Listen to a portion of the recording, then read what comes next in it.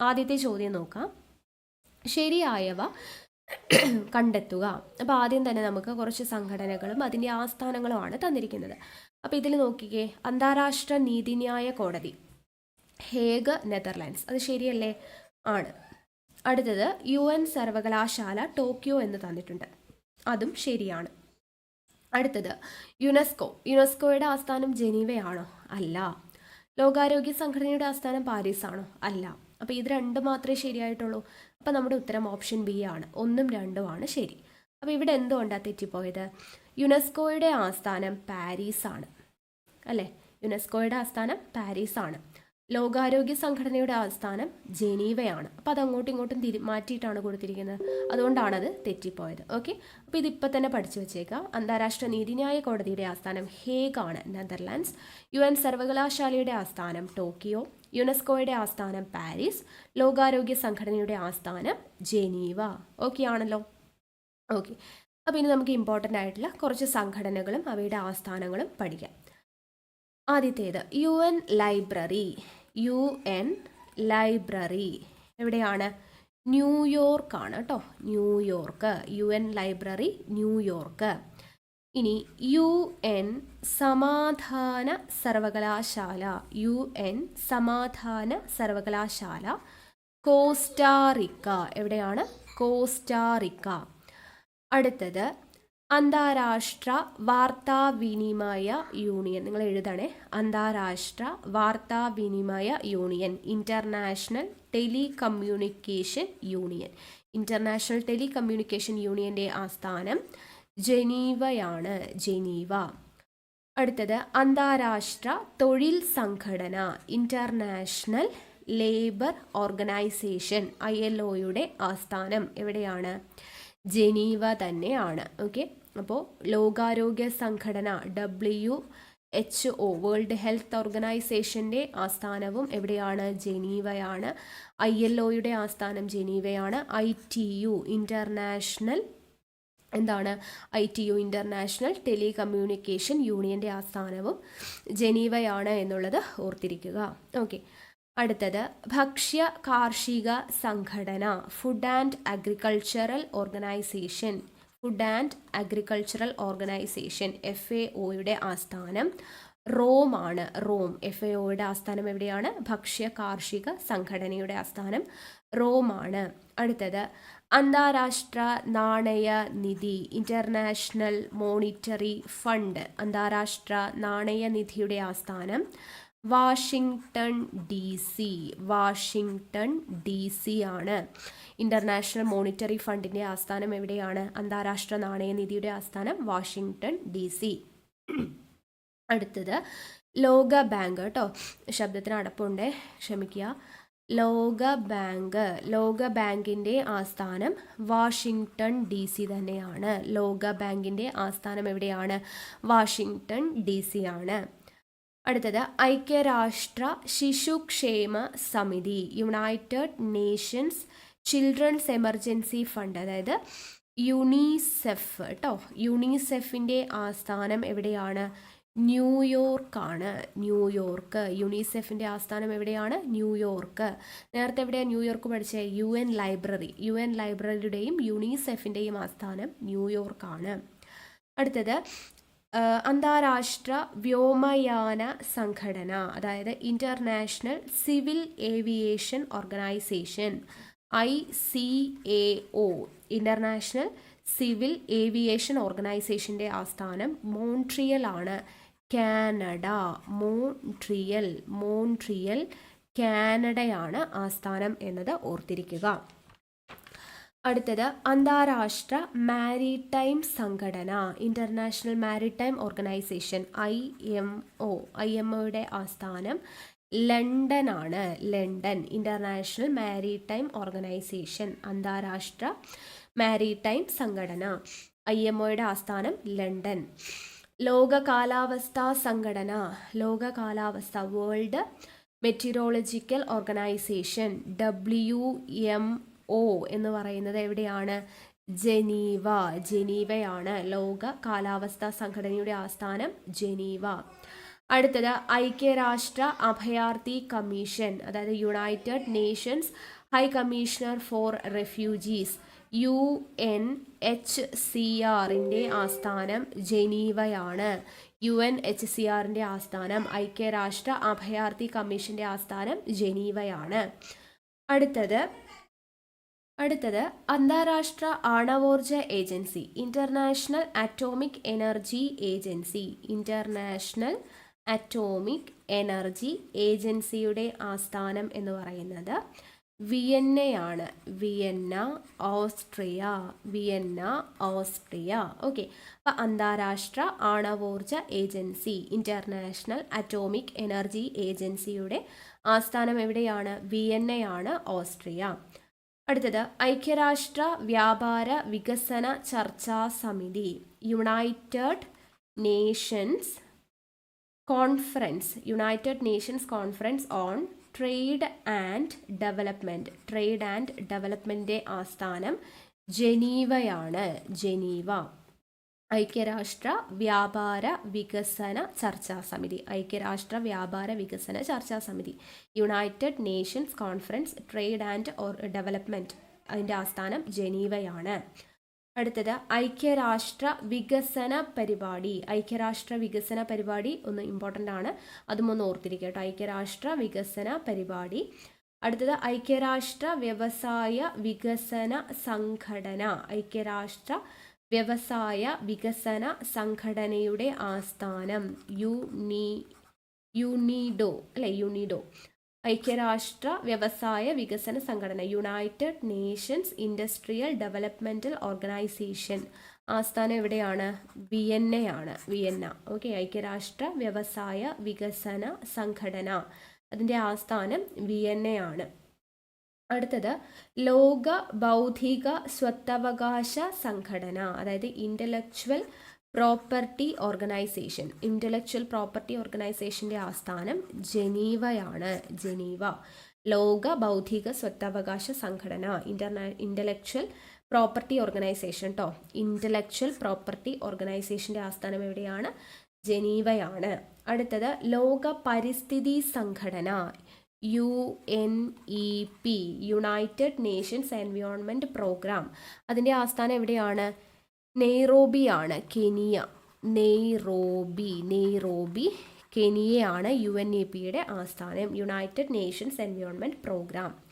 അടുത്തത് അന്താരാഷ്ട്ര tourism organisation, United Nations World Tourism Organisation, UNWTO. Okay, United Nations World Tourism ഓർഗനൈസേഷൻ്റെ ആസ്ഥാനം എവിടെയാണ്? മാഡ്രിഡ് ആണ്. മാഡ്രിഡ് സ്പെയിൻ ആണ്. സ്പെയിൻ. അടുത്തത് ലോക വ്യാപാര സംഘടന, WTOയുടെ ആസ്ഥാനം എവിടെയാണ്? ജനീവയാണ്. വേൾഡ് ട്രേഡ് ഓർഗനൈസേഷൻ്റെ ആസ്ഥാനം ജനീവയാണ്. UN വിമൻ്റെ ആസ്ഥാനം എവിടെയാണെന്ന് ചോദിച്ചു കഴിഞ്ഞാൽ ന്യൂയോർക്ക്. ഓക്കെ, അപ്പോൾ ഇത്രയും അന്താരാഷ്ട്ര സംഘടനകളും അതിൻ്റെ ആസ്ഥാനവും പഠിച്ചിരിക്കണം. ഓക്കെ, ഇത് നമ്മളൊരു വീഡിയോ ആയിട്ട് ചെയ്തിട്ടുണ്ട്, ഡീറ്റെയിൽഡ് ആയിട്ടുള്ള കാര്യങ്ങളൊക്കെ. അപ്പോൾ ആ വീഡിയോ ഒന്ന് നിങ്ങൾ കണ്ടു നോക്കുക. നമ്മുടെ ഷുവർ ഷോർട്ട് ടോപ്പിക്സ് എന്ന് പറയുന്ന പ്ലേലിസ്റ്റിൽ കയറി നോക്കിയാൽ മതി. ഓക്കെ ആണല്ലോ. അടുത്ത ചോദ്യം നോക്കാം. താഴെ പറയുന്ന പ്രസ്താവനകളിൽ ശരിയായവ തിരഞ്ഞെടുക്കുക. അപ്പോൾ ഇവിടെ നമുക്ക് ഓപ്ഷൻസ് തന്നിട്ടുള്ളത് നോക്കാം. ഉത്തരാർദ്ധഗോളത്തിലെ ദൈർഘ്യമേറിയ പകൽ ജൂൺ 21. അപ്പോൾ ഈ ഒരു ഓപ്ഷൻ ശരിയാണ്. ദക്ഷിണാർദ്ധഗോളത്തിലെ ദൈർഘ്യമേറിയ പകൽ ഡിസംബർ 22. അതും ശരിയാണ്. ഉത്തരാർദ്ധഗോളത്തിലെ ദൈർഘ്യമേറിയ രാത്രി ഡിസംബർ 22. ശരിയാണ്. ദക്ഷിണാർദ്ധഗോളത്തിലെ ദൈർഘ്യമേറിയ രാത്രി ജൂൺ 21. ഇതും ശരിയാണ്. അപ്പോൾ ഈ 4 ഓപ്ഷനും ശരിയാണ്. ഓപ്ഷൻ ഡി ആണ് നമ്മുടെ ആൻസർ ആയിട്ട് വരുന്നത്. ഓക്കെ, അപ്പോൾ ഈ ഒരു കാര്യം പഠിക്കണമെങ്കിൽ നമുക്ക് എന്തൊക്കെ കാര്യങ്ങൾ അറിയണം? ഗ്രീഷ്മ അയനാന്ത ദിനവും ശൈത്യ അയനാന്ത ദിനവും എന്താണെന്നുള്ളത് അറിഞ്ഞിരിക്കണം. ഓക്കെ, അപ്പോൾ ആദ്യം നമ്മൾ പഠിക്കുന്നത് ഗ്രീഷ്മ അയനാന്ത ദിനമാണ്. ഗ്രീഷ്മ അയനാന്ത ദിനം. എന്താണ് ഗ്രീഷ്മ അയനാന്ത ദിനം? മാർച്ച് 21 മുതൽ, നോട്ട് ചെയ്ത് വെച്ചോണം ഓരോ പോയിന്റും. മാർച്ച് 21 മുതൽ മധ്യരേഖയിൽ നിന്നും വടക്കോട്ട് അയനം ചെയ്ത് മാർച്ച് 21 മുതൽ മധ്യരേഖയിൽ നിന്നും വടക്കോട്ട് അയനം ചെയ്ത് ജൂൺ 21 സൂര്യൻ എവിടെ എത്തും? ഉത്തരായന രേഖയ്ക്ക്, അതായത് ഉത്തരായന രേഖ എന്ന് പറയുമ്പോൾ 23.5 വടക്ക് ഉത്തരായന രേഖയ്ക്ക് നേർമുകളിലെത്തും. ഈ ദിനത്തെ ഉത്തരാർദ്ധഗോളത്തിൽ വിളിക്കുന്ന പേരാണ് ഗ്രീഷ്മ അയനാന്ത ദിനം എന്ന് പറയുന്നത്.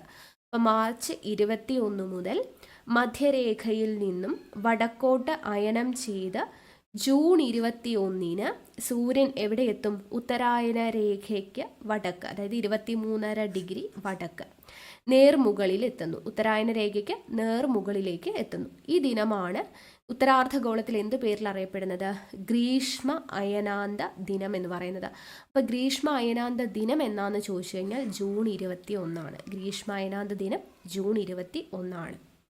ഓക്കെ. ഇനി ഉത്തരാർദ്ധഗോളത്തിൽ ഏറ്റവും ദൈർഘ്യമേറിയ പകൽ അനുഭവപ്പെടുന്നത് എപ്പോഴാണ്? ഉത്തരാർദ്ധഗോളത്തിൽ ദൈർഘ്യമേറിയ പകൽ അനുഭവപ്പെടുന്നത് ജൂൺ 21. നമ്മളിപ്പോൾ പറഞ്ഞ് ഈ ഒരു പോയിന്റാണ്. ഓക്കെ, ഇത് ഓർത്തിരിക്കണം. ഉത്തരാർദ്ധഗോളത്തിൽ ഏറ്റവും ദൈർഘ്യമേറിയ പകൽ അനുഭവപ്പെടുന്നത് ജൂൺ 21. ദക്ഷിണാർദ്ധഗോളത്തിൽ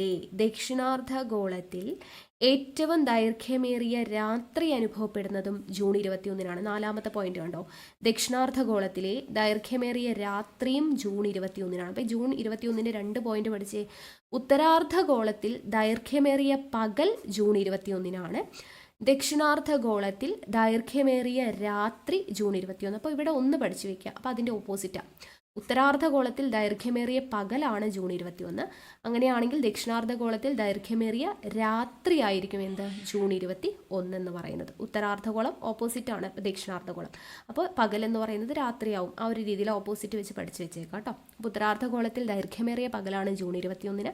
ദക്ഷിണാർദ്ധഗോളത്തിൽ ദൈർഘ്യമേറിയ രാത്രിയാണ് ജൂൺ 21. ഇനി ഉത്തരാർദ്ധഗോളത്തിൽ ഏറ്റവും ഹ്രസ്വമായ രാത്രി അനുഭവപ്പെടുന്നത് എപ്പോഴാണ്? ജൂൺ 21. ഓക്കെ, എപ്പോഴാണ് ഉത്തരാർദ്ധഗോളത്തിൽ ഏറ്റവും ഹ്രസ്വമായിട്ടുള്ളത്? ഉത്തരാർദ്ധഗോളത്തിൽ ഏറ്റവും ഹ്രസ്വമായ രാത്രി അനുഭവപ്പെടുന്നത് ജൂൺ 21.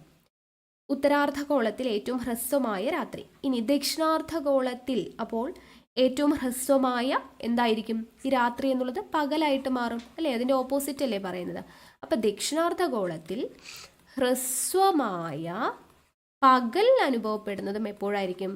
ജൂൺ 21 ഈ രണ്ട് കാര്യങ്ങൾ ഇപ്പോൾ തന്നെ തറവാക്കുക. ഉത്തരാർദ്ധഗോളത്തിൽ ദൈർഘ്യമേറിയ പകൽ ജൂൺ 21. അപ്പം ദൈർഘ്യമേറിയ പകൽ എന്ന് പറയുമ്പോൾ അവിടെ രാത്രി എന്തായിരിക്കും? രാത്രി ഭയങ്കര ഹ്രസ്വമായിരിക്കും. പകലല്ലേ ദൈർഘ്യം കൂടുതൽ. അപ്പോൾ രാത്രി എന്തായിരിക്കും? ഹ്രസ്വമായിരിക്കും, കുറവായിരിക്കും. അപ്പോൾ ഉത്തരാർദ്ധഗോളത്തിൽ ദൈർഘ്യമേറിയ പകൽ ജൂൺ 21 ഹ്രസ്വമായ രാത്രിയും ജൂൺ 21 ഇനി ഇവിടെ നോക്കൂ, ദക്ഷിണാർദ്ധഗോളത്തിൽ ദൈർഘ്യമേറിയ രാത്രി ജൂൺ 21. അവിടെ ദൈർഘ്യം എന്തിനാണ്? രാത്രിക്കാണ്.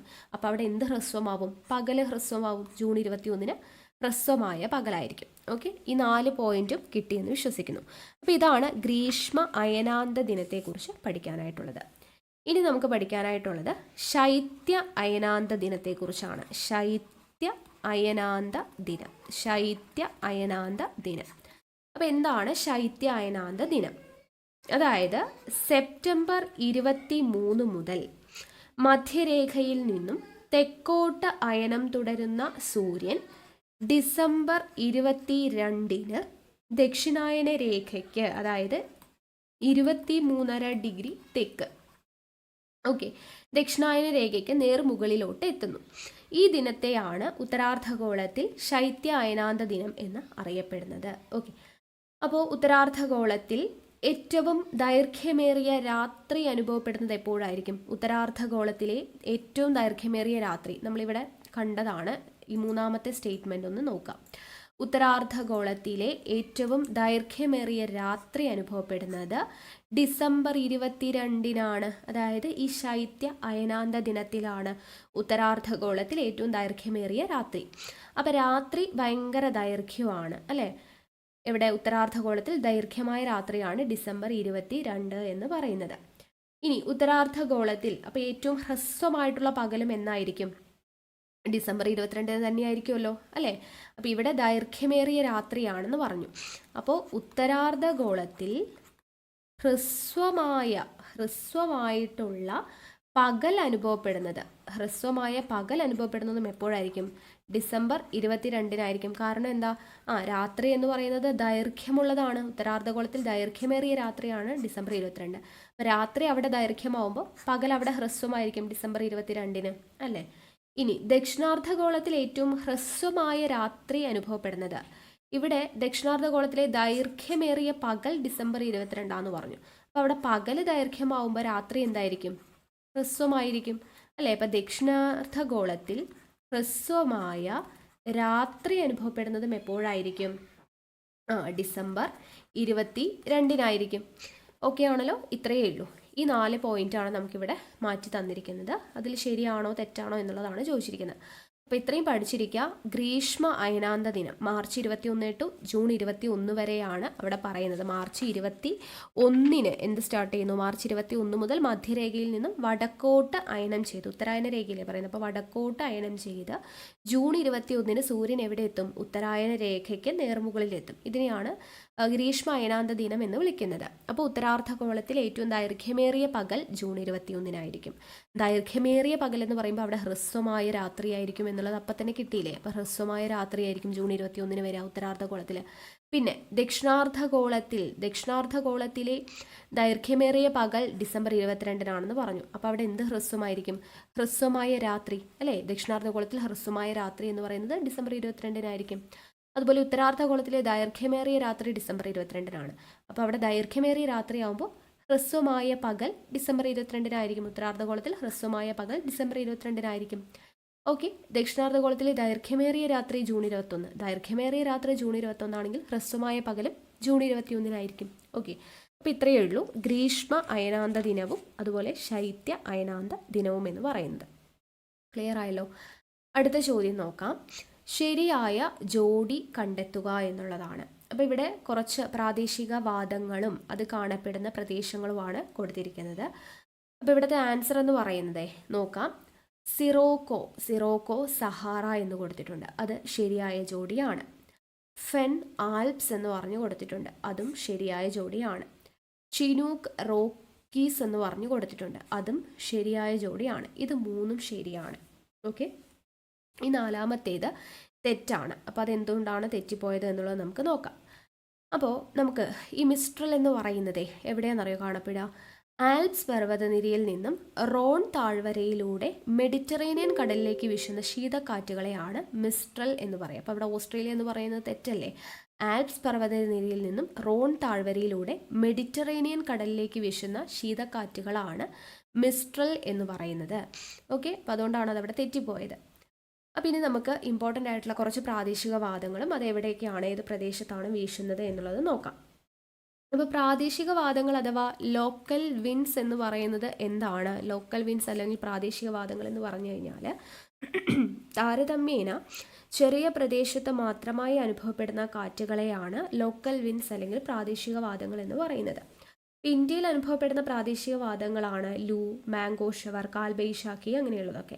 അതുപോലെ ലോകത്തിൻ്റെ പല ഭാഗങ്ങളെയും കാണപ്പെടുന്ന പ്രാദേശിക വാദങ്ങളുണ്ട്. Chinook, harmattan, phone. അപ്പോൾ അങ്ങനെ ഓരോ വാദങ്ങളും ഏത് പ്രദേശത്താണെന്നാണ് നമ്മൾ പഠിക്കുന്നത്.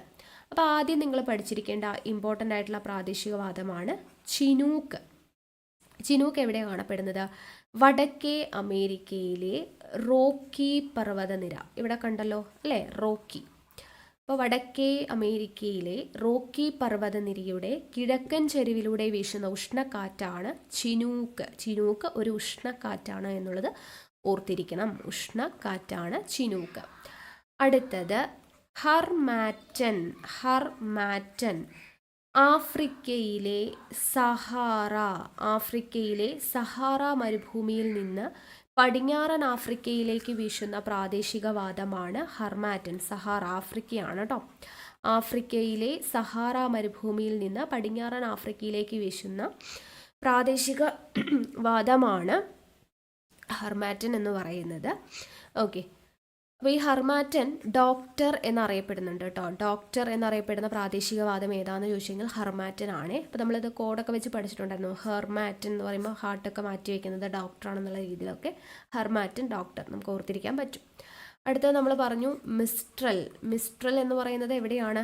ആൽപ്സ് പർവ്വതനിരയിൽ നിന്നും, ആൽപ്സിൽ നിന്നും തുടങ്ങി റോൺ താഴ്വരയിലൂടെ വീശി മെഡിറ്ററേനിയൻ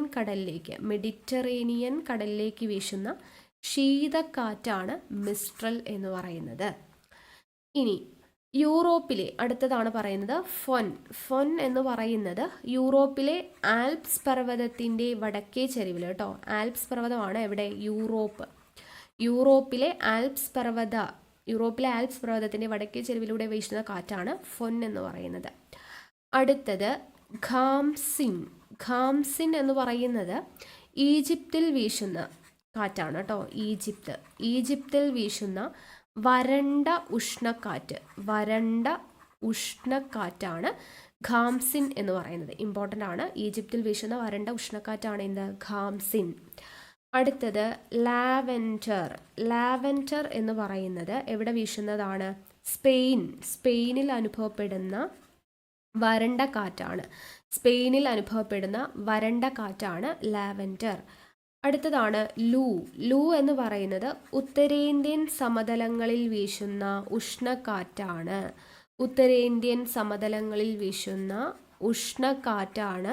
ലൂ എന്ന് പറയുന്നത്. അടുത്തത് മാംഗോ ഷവർ എന്ന് പറയുന്നത് എവിടെ വീശുന്നതാണ്? ഉഷ്ണകാലത്ത് ദക്ഷിണേന്ത്യയിൽ വീശുന്ന പ്രാദേശികവാദമാണ്. ഓക്കെ, ഉഷ്ണകാലത്താണ് വീശുന്നത്. ഉഷ്ണകാലത്ത് ദക്ഷിണേന്ത്യയിൽ വീശുന്ന പ്രാദേശികവാദമാണ് മാംഗോ ഷവർ എന്ന് പറയുന്നത്. ഓക്കെ, അടുത്ത ഇമ്പോർട്ടൻ്റ് ആയിട്ടുള്ളൊരു കാറ്റാണ് ബെർഗ് എന്ന് പറയുന്നത് കേട്ടോ. എന്താണ് ബെർഗ് കാറ്റ് എന്ന് പറഞ്ഞു കഴിഞ്ഞാൽ ഉയർന്ന മധ്യപീഠഭൂമിയിൽ നിന്ന് ദക്ഷിണാഫ്രിക്കയിലെ തീരത്തേക്ക് ഗ്രേറ്റ് എസ്കാർപ്മെൻറ്റിലൂടെ വീശുന്ന സീസണൽ കാറ്റബാറ്റിക് കാറ്റാണ്. ഇത് ഇമ്പോർട്ടൻ്റ് ആണ്. ബെർഗ് കാറ്റ് എവിടെ നിന്നാണ് വീശുന്നത്? ഉയർന്ന മധ്യപീഠഭൂമിയിൽ നിന്ന് എങ്ങോട്ടാണ് വീശുന്നത്? ദക്ഷിണാഫ്രിക്കയിലെ തീരത്തേക്ക്. ദക്ഷിണാഫ്രിക്കയിലെ തീരത്തേക്ക് ഏതിലൂടെയാണ് വീശുന്നത്? ഗ്രേറ്റ്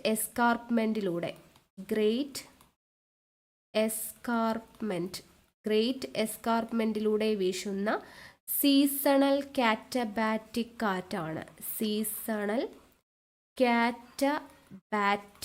കാറ്റാണ് ബെർഗ് കാറ്റ് എന്ന് പറയുന്നത്. അടുത്തൊരു കാറ്റാണ് ഹബൂബ് എന്ന് പറയുന്ന കാറ്റ് ആഫ്രിക്ക ഭൂഖണ്ഡത്തിലെ സുഡാനിലൂടെ വീശുന്ന കാറ്റാണ് ഹബൂബ്. ഓക്കെ, ആഫ്രിക്ക ഭൂഖണ്ഡത്തിലെ സുഡാനിലൂടെ വീശുന്ന കാറ്റാണ് ഹബൂബ് എന്ന് പറയുന്നത്. അടുത്തത് സുഖോവി എന്ന് പറയുന്നത് ഖസാക്കിസ്ഥാനിലെയും കാസ്പിയൻ പ്രദേശങ്ങളിലെയും സ്റ്റെപ്പുകളിലും മരുഭൂമികളിലും ഒക്കെ വീശുന്ന ചൂടുള്ള വരണ്ട കാറ്റാണ് സുഖോവി. ഖസാക്കിസ്ഥാനിലെയും കാസ്പിയൻ പ്രദേശങ്ങളിലെയും സ്റ്റെപ്പുകളിലും മരുഭൂമികളിലും ഒക്കെ വീശുന്ന ചൂടുള്ള വരണ്ട കാറ്റാണ് സുഖോവി എന്ന് പറയുന്നത്. അടുത്തത് സൊളാനോ എന്ന് പറയുന്ന കാറ്റ് എവിടെ മുതലാണ്? സഹാറ ടു എങ്ങോട്ടാ? ദ ഐബേരിയൻ പെനിൻസുലയിലേക്ക് വീശുന്ന കാറ്റാണ് സൊളാനോ എന്ന് പറയുന്നത്. അടുത്തത് ബോറ എന്ന് പറയുന്ന കാറ്റ് ഹംഗറിയിൽ നിന്നും സ്റ്റാർട്ട് ചെയ്തിട്ട് ടു നോർത്ത് ഇറ്റലിയിലേക്ക് വീശുന്ന കാറ്റാണ് bora. Hungary to north Italy. അടുത്തതാണ് ബ്ലിസാർഡ് എന്ന് പറയുന്ന കാറ്റ് തുന്ദ്ര റീജിയനിൽ വീശുന്ന കാറ്റാണ്. തുന്ദ്ര റീജിയനിൽ വീശുന്ന കാറ്റാണ് ബ്ലിസാർഡ്. അടുത്തതാണ് പർഗ എന്ന് പറയുന്ന കാറ്റ് റഷ്യയിൽ വീശുന്ന കാറ്റാണ് പർഗ. അടുത്തത് നോർവെസ്റ്റർ എന്ന് പറയുന്നത് ന്യൂസിലാൻഡിൽ വീശുന്ന കാറ്റാണ് നോർ വെസ്റ്റർ. ഓക്കെ, അപ്പോൾ ഇത്രയും പ്രാദേശികവാദങ്ങൾ ഇമ്പോർട്ടൻ്റ് ആണ്, പഠിച്ചിരിക്കണം. അടുത്ത ചോദ്യം, ഉത്തരായന രേഖ കടന്നു പോകുന്ന ഇന്ത്യൻ സംസ്ഥാനങ്ങൾ തിരഞ്ഞെടുക്കുക. ഉത്തരായന രേഖ കടന്നു പോകുന്ന ഇന്ത്യൻ സംസ്ഥാനങ്ങൾ തിരഞ്ഞെടുക്കുക. അപ്പോൾ ഇതിൽ വരുന്ന ഉത്തരം ഓപ്ഷൻ ബി ആണ് വരുന്നത് കേട്ടോ. 3 മിസോറം, ത്രിപുര, ഛത്തീസ്ഗഡ്, പശ്ചിമ ബംഗാൾ. ഇതാണ് ഉത്തരായന രേഖ കടന്നു പോകുന്ന ഇന്ത്യൻ സംസ്ഥാനങ്ങൾ. അപ്പോൾ അത് നമുക്ക് പഠിക്കണം അല്ലേ. ഉത്തരായന രേഖ കടന്നു പോകുന്ന ഇന്ത്യൻ സംസ്ഥാനങ്ങൾ എത്രയാണ്? 8 സംസ്ഥാനങ്ങളാണ് വരുന്നത്. സോറി കേട്ടോ, ശബ്ദം ഇടയ്ക്കിടയ്ക്ക് മുറിഞ്ഞു പോകുന്നുണ്ട്, അപ്പോൾ അതുകൊണ്ടാണ് ചുമയ്ക്കുന്നത്, സോറി. ഓക്കെ, അപ്പോൾ ഉത്തരായന രേഖ കടന്നു പോകുന്ന ഇന്ത്യൻ സംസ്ഥാനങ്ങളുടെ എണ്ണം 8 ആണ്. അപ്പോൾ അത് ഏതൊക്കെയാണ് സംസ്ഥാനങ്ങൾ എന്നുള്ളത് നോക്കാം. ആദ്യത്തേത് മധ്യപ്രദേശ്. ആദ്യത്തെ സംസ്ഥാനം മധ്യപ്രദേശ്. ഇവിടെ നമുക്ക് എം എന്നെടുക്കാം, ഒരു കോഡ് വെച്ച് നമുക്ക് പഠിക്കാം. അടുത്തത് ത്രിപുര. ത്രിപുരയുടെ ടി എടുക്കാം. ദെൻ മിസോറാം. മിസോറാം, മിസോറാമിൻ്റെ എം എടുക്കാം. നെക്സ്റ്റ് ഗുജറാത്ത്. ഗുജറാത്തിൻ്റെ ജി എടുക്കാം. രാജസ്ഥാൻ. രാജസ്ഥാൻ്റെ ആർ എടുക്കാം. അടുത്തത് ജാർഖണ്ഡ്. ജാർഖണ്ഡിൻ്റെ ജെ എടുക്കാം. അടുത്തത് ഛത്തീസ്ഗഡ്. ഛത്തീസ്ഗഡ്, അപ്പോൾ ഇവിടെ വരുന്നത് സി ആണ്. പശ്ചിമ ബംഗാൾ. പശ്ചിമ ബംഗാൾ, അപ്പോൾ നമുക്ക് ഈ ബംഗാളിൻ്റെ ബി എടുക്കാം. ഓക്കെ, അപ്പോൾ ഇങ്ങനെ വരുമ്പോൾ നമുക്കിതൊരു കോഡായിട്ട് കിട്ടി. എന്താണ് കോഡ്? ഉത്തരായന രേഖ കടന്നു പോകുന്ന ഇന്ത്യൻ സംസ്ഥാനങ്ങളുടെ എണ്ണം 8 സംസ്ഥാനങ്ങളാണ്. അതിൻ്റെ കോഡ് ഇതാണ് MT. MTയും MGRും JCB വാങ്ങി. എന്താണ്? MT വാസുദേവൻ നായരെ ഓർക്കാം. അപ്പോൾ MTയും MGRും എന്ത് ചെയ്തു? JCB വാങ്ങി. ഈ ഒരു കോഡ് ഓർത്തു കഴിഞ്ഞാൽ ഉത്തരായന രേഖ കടന്നു പോകുന്ന സംസ്ഥാനങ്ങൾ കിട്ടും. MT എന്ന് പറയുമ്പോൾ M മധ്യപ്രദേശ്, T ത്രിപുര. അടുത്ത എം എന്താണ്? MGRും. M എന്ന് പറയുന്നത് Mizoram, G Gujarat, R Rajasthan. JCB വാങ്ങി. J Jharkhand, C Chhattisgarh, B Bengal, പശ്ചിമ ബംഗാൾ. ഓക്കെ, അപ്പോൾ MTയും MGRും JCB വാങ്ങിയെന്ന് ഓർത്താൽ മതി. ഉത്തരായന രേഖ കടന്നു പോകുന്ന ഇന്ത്യൻ സംസ്ഥാനങ്ങൾ 8 എണ്ണം നമ്മൾ പഠിച്ചു കഴിഞ്ഞു. ഓക്കെ, ഇനി ഇതുപോലെ ഇന്ത്യയുടെ ബേസിക് ആയിട്ടുള്ള കുറച്ച് കാര്യങ്ങൾ നോക്കാം. കടൽ തീരമുള്ള ഇന്ത്യൻ സംസ്ഥാനങ്ങൾ എത്ര എണ്ണമാണ്? 9 എണ്ണമാണ്. കടൽ തീരമുള്ള ഇന്ത്യൻ സംസ്ഥാനങ്ങളുടെ എണ്ണം 9 ആണ് കേട്ടോ. കടൽ തീരമുള്ളത് 9 എണ്ണമാണ്.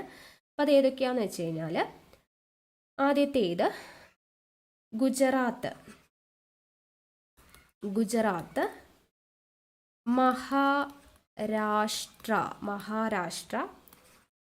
ഗോവ, കർണാടക, കേരളം, ആന്ധ്രാപ്രദേശ്, തമിഴ്നാട്, ഒഡീഷ, വെസ്റ്റ് ബംഗാൾ. ഓക്കെ, അപ്പോൾ ഇത്രയും സംസ്ഥാനങ്ങളാണ് കടൽ തീരമുള്ള ഇന്ത്യൻ സംസ്ഥാനങ്ങൾ. 9 എണ്ണം ഉണ്ട്. ഗുജറാത്ത്, 2 മഹാരാഷ്ട്ര, 3 ഗോവ, 4 കർണാടകം, 5 കേരളം, 6 ആന്ധ്രാപ്രദേശ്, 7 തമിഴ്നാട്, 8 ഒഡീഷ, 9 വെസ്റ്റ് ബംഗാൾ. ഓക്കെ, ഇത്രയാണ് കടൽ തീരമുള്ള ഇന്ത്യൻ സംസ്ഥാനങ്ങൾ. അപ്പോൾ ഇതിൽ ബംഗാൾ ഉൾക്കടലുമായിട്ട് അതിർത്തി പങ്കിടുന്ന സംസ്ഥാനങ്ങൾ ഏതൊക്കെയാണെന്ന് ചോദിച്ചു കഴിഞ്ഞാൽ, തമിഴ്നാട്, ആന്ധ്രാപ്രദേശ്, അതുപോലെ ഒഡീഷ, വെസ്റ്റ് ബംഗാൾ, ഇത്രയുമാണ്. ഓക്കെ, തമിഴ്നാട്, ആന്ധ്രാപ്രദേശ്, ഒഡീഷ, വെസ്റ്റ് ബംഗാൾ, ഈ അവസാനം എഴുതിയിരിക്കുന്ന 4 എണ്ണം. ഓക്കെ, അപ്പോൾ ഈ 4 എന്ത്? ബംഗാൾ ഉൾക്കടൽ. അപ്പോൾ ഇവിടെ നിങ്ങോട്ട് കേട്ടോ, ഇവിടെ നിങ്ങോട്ട് ഇത്രയും എന്താണ്? ബംഗാൾ ഉൾക്കടലുമായിട്ട് അതിർത്തി പങ്കിടുന്നതാണ്. ബംഗാൾ ഉൾക്കടലുമായി അതിർത്തി പങ്കിടുന്നതാണ്. ആന്ധ്രാപ്രദേശ്, തമിഴ്നാട്, ഒഡീഷ, വെസ്റ്റ് ബംഗാൾ. ബംഗാൾ ഉൾക്കടലുമായി അതിർത്തി പങ്കിടുന്ന സംസ്ഥാനങ്ങൾ ചോദിച്ചെങ്കിൽ ആന്ധ്രാപ്രദേശ്, തമിഴ്നാട്, ഒഡീഷ, വെസ്റ്റ് ബംഗാൾ. അപ്പോൾ അറബിക്കടലുമായിട്ട് അതിർത്തി പങ്കിടുന്നത് ഏതൊക്കെയാണ്? ഇവിടെ പറഞ്ഞതുപോലെ ഗുജറാത്ത് ഉണ്ട്, മഹാരാഷ്ട്ര, ഗോവ, കർണാടകം, കേരളം, തമിഴ്നാട് വരുന്നുണ്ട് കേട്ടോ. തമിഴ്നാട് അതിലും വരുന്നുണ്ട്. അപ്പോൾ ഈ ഒരു തമിഴ്നാട് ഓർത്തിരിക്കുക. ഗുജറാത്ത്, മഹാരാഷ്ട്ര, ഗോവ, കർണാടകം, കേരളം, തമിഴ്നാട്. ഇത്രയും എന്താണ്? അറബിക്കടലുമായിട്ട് അതിർത്തി പങ്കിടുന്നതാണ്. അറബിക്കടലുമായിട്ട് അതിർത്തി പങ്കിടുന്നതാണ്. ഓക്കെ, അത് ക്ലിയർ ആയെന്ന് വിശ്വസിക്കുന്നു. ഇനി ഇന്ത്യയുടെ അയൽ രാജ്യങ്ങൾ ഏതൊക്കെയാണ്? ഇന്ത്യയുടെ അയൽ രാജ്യങ്ങൾ പഠിച്ചിരിക്കണം. ഇന്ത്യയുടെ അയൽ രാജ്യങ്ങൾ ഏതൊക്കെയാ? അഫ്ഗാനിസ്ഥാൻ, ബംഗ്ലാദേശ്, നേപ്പാൾ, ഭൂട്ടാൻ, മ്യാൻമർ, ശ്രീലങ്ക, മാലിദ്വീപ്, പാകിസ്ഥാൻ, ചൈന. ഇത്രയുമാണ് ഇന്ത്യയുടെ അയൽ രാജ്യങ്ങൾ. അഫ്ഗാനിസ്ഥാൻ, ബംഗ്ലാദേശ്, നേപ്പാൾ, ഭൂട്ടാൻ, മ്യാൻമർ, ശ്രീലങ്ക, മാലിദ്വീപ്, പാകിസ്ഥാൻ, ചൈന. ഇനി അയൽ രാജ്യങ്ങളുമായിട്ട് അതിർത്തി പങ്കിടുന്ന ഇന്ത്യയിലെ സംസ്ഥാനങ്ങൾ ഏതൊക്കെയാണ്? ഇത് അയൽ രാജ്യങ്ങളാണ്. അപ്പോൾ ഈ അയൽ രാജ്യങ്ങളുമായിട്ട് അതിർത്തി പങ്കിടുന്ന ഇന്ത്യൻ സംസ്ഥാനങ്ങൾ ഏതൊക്കെയാണ് എന്നുള്ളതാണ് നമ്മൾ നോക്കുന്നത്. അതിർത്തി പങ്കിടുന്ന സംസ്ഥാനങ്ങൾ 16 സ്റ്റേറ്റ്സ് ആണ് അതിർത്തി പങ്കിടുന്നത് അയൽ രാജ്യങ്ങളുമായിട്ട്. അപ്പോൾ ഏതൊക്കെയാണെന്ന് നോക്കാം. ഗുജറാത്ത്, രാജസ്ഥാൻ, പഞ്ചാബ്, ഹിമാചൽ പ്രദേശ്,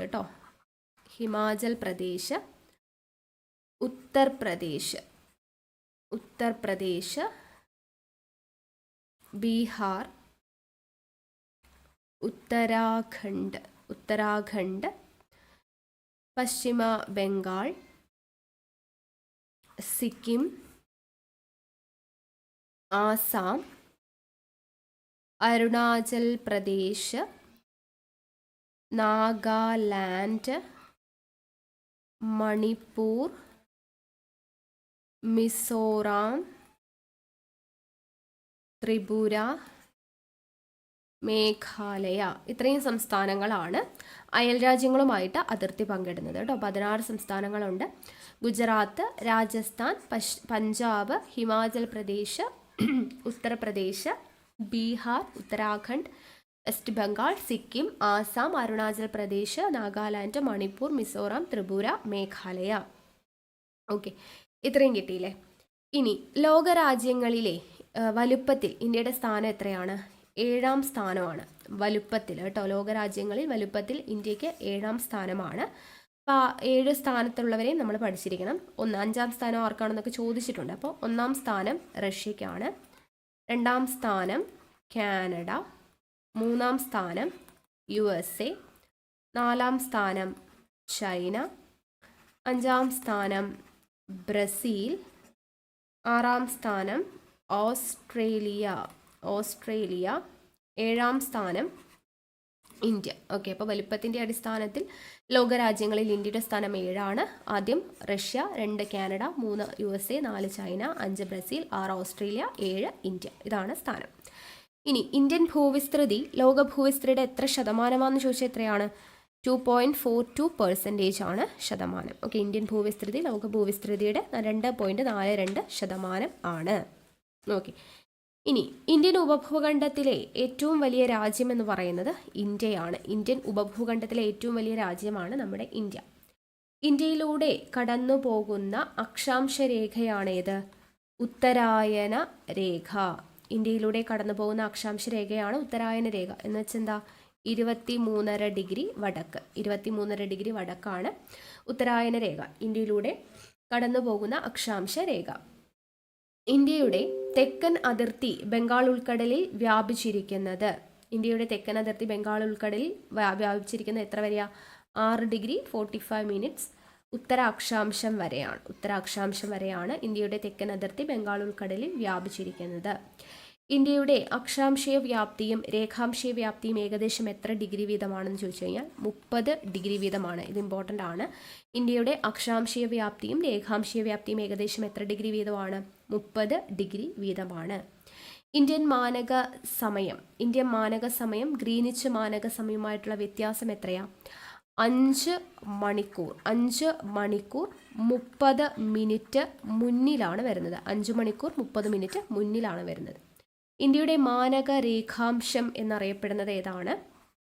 82.5 ഡിഗ്രി പൂർവ്വ രേഖാംശമാണ്. ഇന്ത്യയുടെ മാനക രേഖാംശം ഏതാണ്? 82.5 ഡിഗ്രി പൂർവ്വ രേഖാംശമാണ്. അതുപോലെ ഇന്ത്യയുടെ അക്ഷാംശ സ്ഥാനം, രേഖാംശ സ്ഥാനം ഇമ്പോർട്ടൻ്റ് ആണ്. ഇന്ത്യയുടെ അക്ഷാംശ സ്ഥാനം എന്ന് പറയുന്നത് ഉത്തര അക്ഷാംശം അല്ലേ, അക്ഷാംശ സ്ഥാനമാണ് പറയുന്നത്. ഉത്തര അക്ഷാംശം 8 ഡിഗ്രി 4 മിനിറ്റിനും 37 ഡിഗ്രി 6 മിനിറ്റിനും ഇടയിലാണ് വരുന്നത്. ഇനി രേഖാംശം ചോദിച്ചു കഴിഞ്ഞാൽ പൂർവ്വരേഖാംശം എത്രയാ, 68 ഡിഗ്രി 7 മിനിറ്റിനും 97 ഡിഗ്രി 25 മിനിറ്റിനും ഇടയിലാണ് വരുന്നത്. ഓക്കെ, ഉത്തര അക്ഷാംശം 8 ഡിഗ്രി 4 മിനിറ്റിനും 37 ഡിഗ്രി 6 മിനിറ്റിനും പൂർവ്വരേഖാംശം 68 ഡിഗ്രി 7 മിനിറ്റിനും 97 ഡിഗ്രി 25 മിനിറ്റിനും ഇടയിലാണ് വരുന്നത്, അക്ഷാംശ സ്ഥാനം രേഖാംശ സ്ഥാനം. ഇനി ഇന്ത്യൻ ഉപഭൂഖണ്ഡത്തിന്റെ ഭാഗമായിട്ടുള്ള രാജ്യങ്ങൾ ഏതൊക്കെയാണ് എന്ന് ചോദിച്ചു കഴിഞ്ഞാൽ, ഇന്ത്യൻ ഉപഭൂഖണ്ഡത്തിന്റെ ഭാഗമായ രാജ്യങ്ങൾ 7 രാജ്യങ്ങളാണ് വരുന്നത്. ഏതൊക്കെയാണ്? ഇന്ത്യ, നേപ്പാൾ, ബംഗ്ലാദേശ്, പാകിസ്ഥാൻ, ഭൂട്ടാൻ, ശ്രീലങ്ക, മാലിദ്വീപ്. ഓക്കെ, ഇപ്പോൾ ഇന്ത്യ, നേപ്പാൾ, ബംഗ്ലാദേശ്, പാകിസ്ഥാൻ, ഭൂട്ടാൻ, ശ്രീലങ്ക, മാലിദ്വീപ്, ഇത്രയുമാണ് ഇന്ത്യൻ ഉപഭൂഖണ്ഡത്തിൻ്റെ ഭാഗമായിട്ടുള്ള രാജ്യങ്ങൾ എന്ന് പറയുന്നത്. ഇനി ഇന്ത്യയുടെ വടക്കേ അറ്റം ഏതാ? വടക്കേ അറ്റം ഇന്ദിരാകോളാണ്. വടക്കേ അറ്റം ചോദിച്ചു കഴിഞ്ഞാൽ ഇന്ദിരാകോളാണ്. ഇന്ദിരാകോൾ എവിടെയാ? ലഡാക്കാണ്, ലഡാക്ക്. ഇന്ത്യയുടെ തെക്കേ അറ്റം ചോദിച്ചു കഴിഞ്ഞാൽ ഇന്ദിര പോയിന്റ് ആണ്. ഇന്ത്യയുടെ തെക്കേ അറ്റം ചോദിച്ചു കഴിഞ്ഞാൽ ഏതാണ്? ഇന്ദിര പോയിന്റ് ആണ്. ഇന്ത്യയുടെ കിഴക്കേ അറ്റം ചോദിച്ചു കഴിഞ്ഞാൽ അത് കിബിത്തു എവിടെയാ? അരുണാചൽ പ്രദേശിലാണ് കിബിത്തു. ഇന്ത്യയുടെ പടിഞ്ഞാറേ അറ്റം ചോദിച്ചു കഴിഞ്ഞാൽ ഗുഹാർ മോത്തി ആണ്, ഗുജറാത്ത്. ഓക്കെ, അപ്പോൾ വടക്കേ അറ്റം ഇന്ദിരാകോള്, തെക്കേ അറ്റം ഇന്ദിര പോയിന്റ്, കിഴക്കേ അറ്റം കിബിത്തു, പടിഞ്ഞാറേ അറ്റം ഗുഹാർ മോത്തി.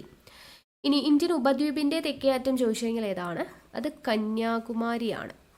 ഓക്കെ, ഇന്ത്യൻ ഉപദ്വീപിൻ്റെ തെക്കേ അറ്റം ചോദിച്ചു കഴിഞ്ഞാൽ തെക്കാണ് കേട്ടോ.